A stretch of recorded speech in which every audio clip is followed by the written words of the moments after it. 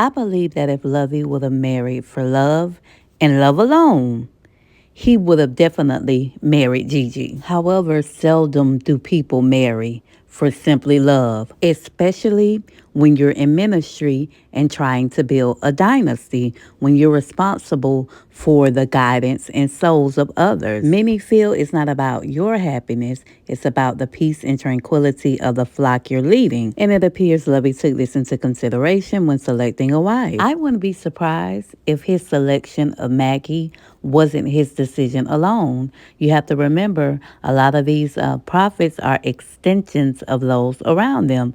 I wouldn't be surprised if the likes of like Bishop Noel or Prophet Passion had a say in his selection of Maggy. From the outside looking in, Maggy appears like she knows that the ministry is going to be at the center of both she and Lovey's world. Gigi, on the other hand, appears like Christ is her center, but that her husband and their relationship would be next to that, opposed to the ministry being the center of their world. Being responsible for the spiritual guidance and nourishment of flock is a great responsibility. You think your haters have erected an altar against you. No, it is you.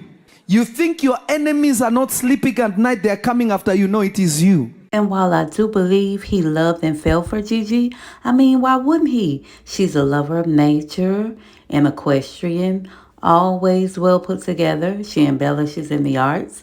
What's there not to love? However, Maggy is okay with taking a back seat to the ministry.